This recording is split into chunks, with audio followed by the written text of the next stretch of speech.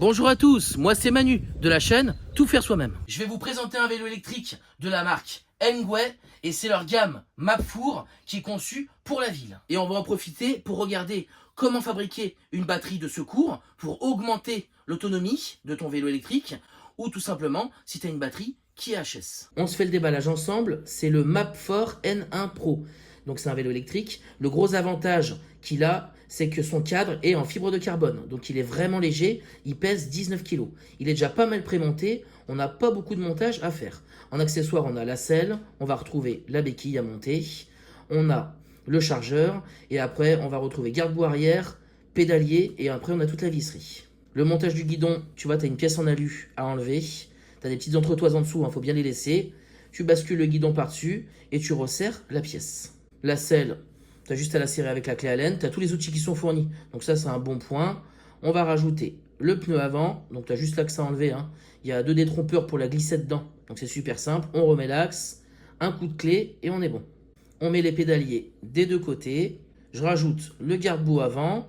Tu as 2 tiges qui viennent se reprendre pour le tenir. Et là, je finis par fixer le frein. La batterie du vélo, c'est une 36 volts en 10 ampères. Elle est amovible et il a un moteur de 250 watts. C'est un VAE, vélo à assistance électrique. On va télécharger l'application pour prendre contrôle du vélo parce qu'il a une alarme et un blocage de la roue arrière. Il est possible aussi de le géolocaliser et on va pouvoir se servir du GPS qui va s'afficher sur l'écran.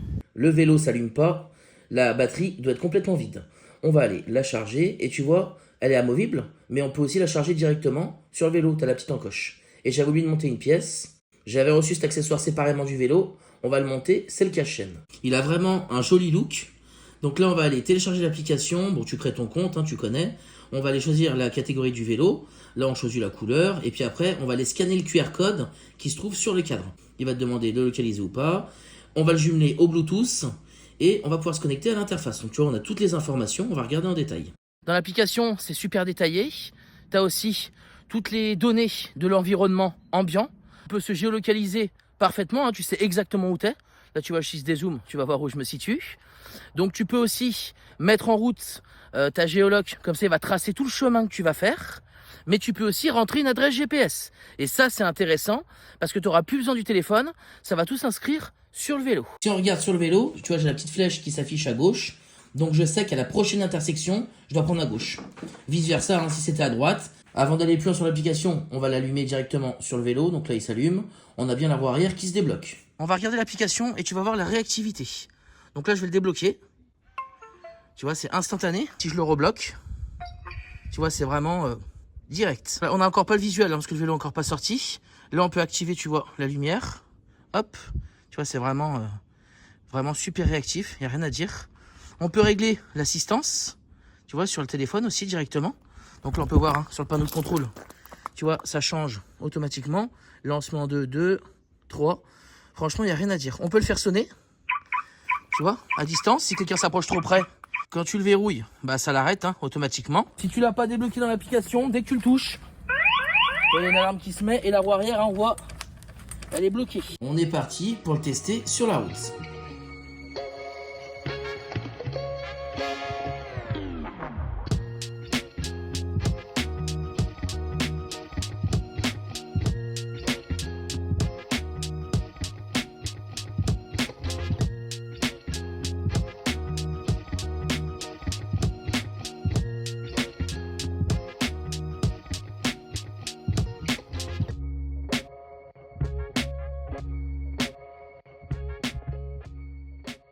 Niveau confort, qu'est-ce que ça donne? On est pas mal.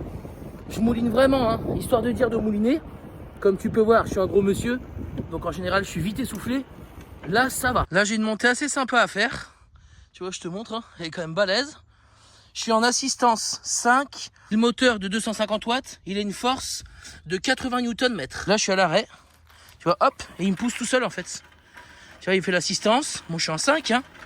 Et tu vois, je mouline vraiment doucement. Je suis en vitesse 3, donc j'ai pas mis une grosse vitesse. Et tu vois, je suis déjà à 14 km/h. Franchement, rien à dire. Petit bémol, effectivement, c'est qu'il y a 0 suspension. Donc pour de la ville, c'est super. Et pour des routes carrossées comme ça, on est bon. Par contre, dès que tu vas aller dans des petits chemins, là, ça secoue. Pour ces premiers kilomètres parcourus, Le vélo est agréable, il est très joli. Au niveau de la connectivité, rien à dire, c'est vraiment instantané. Il n'y a pas de bug hein, entre l'application et la retransmission au vélo. Au niveau du prix, je connais pas encore le tarif parce que le vélo il est encore pas sorti. Si tu regardes à peu près les gammes équivalentes chez Engway, on est aux alentours de 3000 €. Je pense qu'il sera moins cher, qu'il sera en dessous.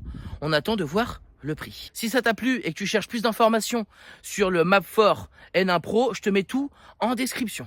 On va regarder comment se faire une batterie de secours. Ça pourra te servir si tu veux avoir plus d'autonomie, hein, si tu veux faire une grande distance, ou tout simplement si tu as un vélo électrique et que ta batterie, elle est HS. En regardant un peu plus près les connexions, si on regarde, on voit qu'on a deux bornes. On a donc le plus, hein, le positif, et le moins, le négatif. Et au milieu, on a 4 broches. Donc la batterie, on est sur 36 volts 10 ampères. On va vérifier ça. J'ai repéré le moins. Hop. Donc si on se met dedans... On est à, tu vois, 41,4 volts. On va regarder les fiches au milieu. 1,6. Oh, c'est du résiduel, ça. C'est pas, tu vois, on n'a rien. Je suis en train de regarder un peu de partout. En changeant les fiches. Le Mapfor N1 Pro, il n'est encore pas sorti. Donc, on n'a pas encore le prix, ni les fiches techniques. J'ai regardé un petit peu sur les vélos de la même gamme. Ils n'ont pas exactement le même système. Donc, j'ai regardé... si j'arrive à retrouver des infos sur la batterie. Et apparemment, c'est une batterie qui est Bluetooth. Je l'ai ouvert aussi pour regarder dedans. Et on a un faisceau vert qui est constamment allumé. Les 4 bandes du milieu, à mon avis, c'est pour la communication. Donc on va quand même faire un test. J'ai fabriqué un petit câble maison. Donc d'un côté, on va pouvoir se raccorder sur le vélo, en direct sur les bornes. Et là, j'ai mis un plat, tu vois, pour qu'on puisse se raccorder à l'intérieur. On va brancher la batterie d'origine, hein, avec positif-négatif en direct sur le vélo, sans raccorder les 4 bornes. Et on va voir ce qui se passe. On va faire une mini étincelle parce qu'il va envoyer toute la puissance. Mais on s'inquiète pas, c'est normal. Hop. Pour l'instant, rien ne se passe. L'avantage, c'est qu'on a toutes les commandes sur le vélo. Donc on peut le piloter sans l'application. Là, on va essayer. Ok. Ok, donc déjà c'est un bon point, je sais pas si t'as entendu. Il m'a déverrouillé la roue arrière. On a entendu le déblocage. Et on a bien l'interface qui se met en route. On a le niveau de batterie. On a les kilomètres. Est-ce que je peux régler les pas? Je peux régler les assistances. Normalement à distance avec l'application, comme on ne communique plus, on ne devrait pas pouvoir le verrouiller à distance, allumer la lumière, etc. Je suis sur l'application. Mon analyse est pas bonne. C'est là, regarde, si je le verrouille, il s'éteint, tu vois. Et on a bien entendu se verrouiller. Là, tu vois, je le déverrouille. Il s'est bien déverrouillé. Et là, il s'allume. Donc non, là, tu vois, je peux changer les pas. Tu vois, donc c'est bien fluide. Hein. Il n'y a pas de problème. Et là, je peux allumer la lumière. Ouais, tout fonctionne. Hein.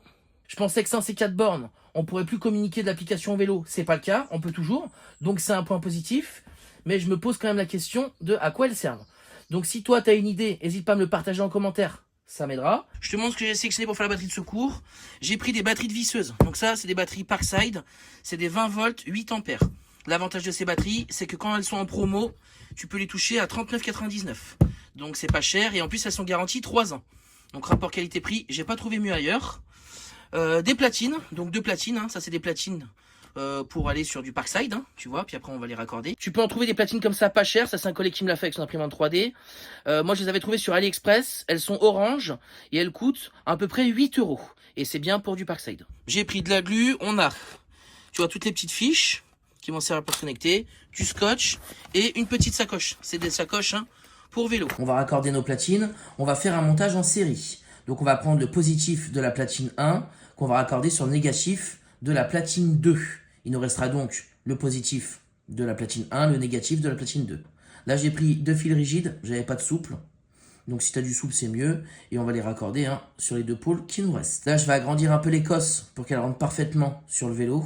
Le but, hein, c'est qu'elle force, pour pas qu'il y ait de jeu hein, et que ça se déboîte quand on roule. On va venir coller les 2 platines dos à dos, pour après pouvoir emboîter hein, nos batteries par-dessus. J'avais prévu de la gaine thermo, mais elle est trop petite. Donc on va faire ça à l'ancienne avec du scotch. Je t'ai fait un schéma pour que tu voyes un peu plus clair sur le montage que j'ai fait. Donc on voit la platine 1, la platine 2, les raccordements. Et on voit les bornes de sortie hein, qui vont se raccorder sur le vélo. Quand on fait un montage en série, on additionne les voltages.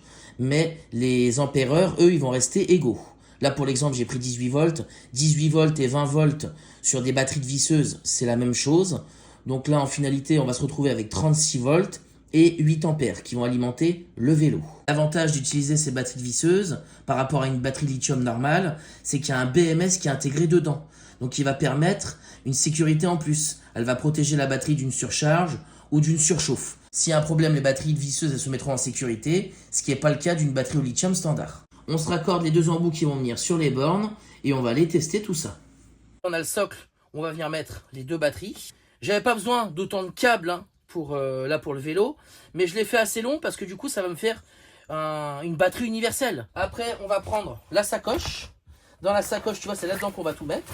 La première chose à faire, c'est connecter le câblage sur l'appareil. Et une fois que tu as connecté ton câblage, là ensuite, tu viens brancher tes deux batteries. Avec les lanières, ça permet de l'attacher facilement derrière la selle. Et on va passer le câble entre le garde-boue et le câble. Il ne nous reste plus qu'à connecter les deux batteries sur notre socle et à ranger le tout dans la sacoche. Là, j'ai ma batterie de secours qui est branchée. Quand on n'a pas besoin, tu replies le câble à l'intérieur, tu la laisses derrière et tu mets la batterie d'origine. Et quand tu veux l'interchanger, tu as juste enlevé la batterie d'origine et à mettre la secours. On fait la mise en route. Batterie à fond. Les pas, comme on a vu tout à l'heure, on peut les régler. On va aller le tester, de toute façon. On aurait pu améliorer un petit peu ici pour que ça soit plus étanche. Il se comporte aussi bien qu'avec la batterie d'origine. Là, on va le pousser un petit peu avec assistance 5 en moulinant un peu plus. Mais tu vois, 26-27 km/h, on est bon. La sacoche, quand tu pédales, elle te gêne pas. Toutes les commandes du vélo, on les a. Donc franchement, impeccable. Quand tu veux faire une batterie de secours, respecte toujours bien les voltages. Donc là, on avait un vélo 36 volts. Donc on avait une batterie qui était annoncée à 36. En prenant les repères, on est à 40, mais c'est quasiment la même chose. Ne t'amuse pas à mettre 60 volts sur un 36 volts. Parce que le problème, c'est que tu vas griller le boîtier de contrôle à l'intérieur. Donc on respecte toujours bien les voltages. Et pour l'ampérage, on fait attention aussi. Là, on était sur une batterie de 10 ampères. On a mis 8 ampères, donc on est un peu plus faible. Donc peu importe, on aura juste moins d'autonomie. Mais fais attention de ne pas trop mettre d'ampères non plus. Parce que les sections de câbles qui sont prévues à l'intérieur sont peut-être prévues pour 10 à 15 ampères, mais peut-être pas pour 20. Donc on essaye de rester au maximum le plus près des données de la batterie. J'espère que la petite présentation de SMAP4 N1 Pro t'a plu, que tu as trouvé une solution si tu avais un vélo HS pour faire une batterie de secours. Je t'ai mis toutes les infos du vélo et de Engwe en commentaire. Si tu connais des gens qui ont des vélos électriques qui sont HS, n'hésite pas à leur partager cette vidéo. Et moi je vous dis à très vite.